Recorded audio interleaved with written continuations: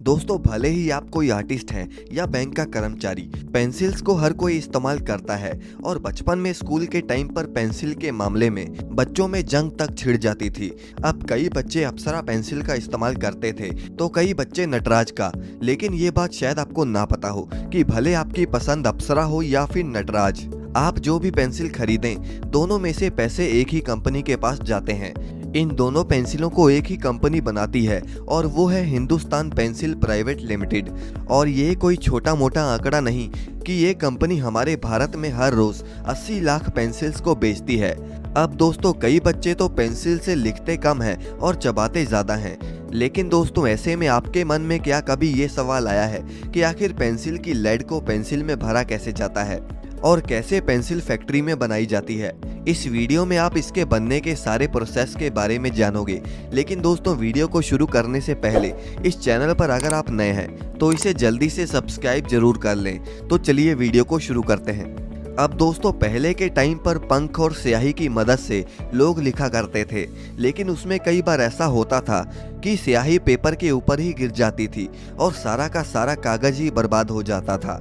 अब इसके बाद लोगों ने चारकोल का इस्तेमाल करना शुरू कर दिया, लेकिन उसमें ये समस्या आई कि चारकोल हाथों को ही गंदा कर देता था।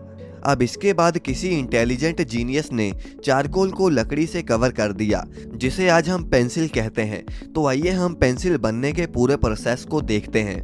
दोस्तों, पेंसिल बनाने के लिए सबसे पहले उसकी लेड पर काम होता है, जैसे कि ग्रेफाइट क्ले और पानी के साथ अच्छी तरह आपस में मिक्स किया जाता है।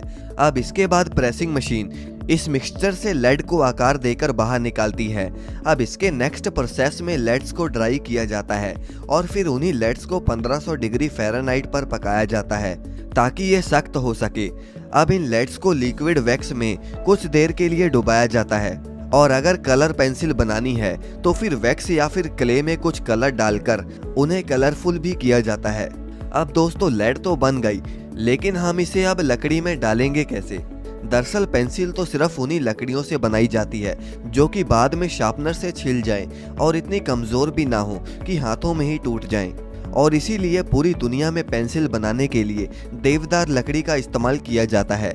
अब सबसे पहले लकड़ियों को बड़ी बड़ी शीट्स में काटा जाता है और मशीन द्वारा कुछ इस तरह से इनके ऊपर सांचे बना दिए जाते हैं जिनके ऊपर लेड को रखा जा सके।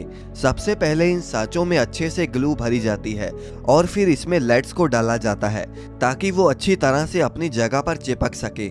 इस तरह की एक और वुडन शीट को इसके ऊपर रखा जाता है।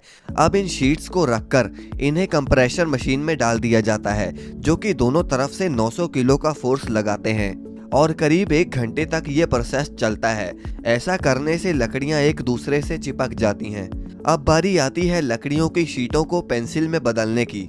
उसके लिए जो शीट्स कंप्रेसर में डाली गई थी, अब उन्हें इस मशीन में डाला जाता है, जो कि उन शीट्स को अलग अलग तरह की पेंसिल की शेप में काट देती है। और नटराज पेंसिल में हेक्सागन शेप को यूज किया जाता है, जिसके लिए ये प्रोसेस 2 बार करना पड़ता है। अब इस काम के बाद इन पेंसिल्स को लेक्यूरिंग हेड नाम की मशीन में डाला जाता है और इस मशीन का काम है उन पेंसिल्स को पेंट करना। अब इसमें एक एक करके पेंसिल्स जाती हैं और रंगीन होकर बाहर आ जाती हैं और पेंसिल्स को सुखाने से पहले उन पर स्टैंप लगाई जाती है। अब पेंसिल तो पैकेज के लिए तैयार है, लेकिन कई बार पेंसिल्स के ऊपर इरेजर भी लगी होती है। अब उसे लगाने के लिए काम बढ़ जाता है। इरेजर बनाने के लिए रबड़ को सबसे पहले हीटिंग रोलर में डालते हैं। अब इसमें पुराने खराब हो चुके इरेजर को भी डाल दिया जाता है और रबड़ को सख्त करने के लिए इसमें सल्फर भी मिलाई जाती है। अब इस प्रोसेस को तेज करने के लिए इसमें कई सारे कैटलिस्ट भी इस्तेमाल होते हैं, जो कि इस प्रोसेस को तेज कर देते हैं। अब इसके बाद इसमें कलर और वुल्केनाइज्ड ऑयल भी डाला जाता है। अब वुल्केनाइज्ड वेजिटेबल ऑयल, जब हम नॉर्मल वेजिटेबल ऑयल में सल्फर से ट्रीट करते हैं तब जाकर बनता है और ये इरेजर का सबसे इम्पोर्टेंट हिस्सा होता है, क्योंकि इरेजर को अपनी मिटाने की ताकत रबड़ से नहीं बल्कि वुल्केनाइज्ड ऑयल से मिलती है। अब जब मिक्सचर सख्त हो जाता है तो फिर मशीन की मदद से इसे काटा जाता है और वर्कर्स फिर इन्हें एक स्टीम हीटेड ओवन में छोड़ देते हैं और बाद में इन्हें पानी में ठंडा होने के लिए छोड़ा जाता है और इसके बाद एक मशीन इन्हें छोटे आकार में कट कर देती है और इस तरह एक मशीन एल्यूमिनियम को पेंसिल पर लगाती रहती है और दूसरी मशीन रबड़ को आकार के हिसाब से पेंसिल पर लगाती रहती है और इसके बाद आपकी पेंसिल आपके पास आने के लिए तैयार है। तो दोस्तों, आप बचपन में कौन सी पेंसिल यूज़ करते थे? कमेंट करके हमें ज़रूर बताएं और इस वीडियो को लाइक करके चैनल को सब्सक्राइब करना ना भूलें।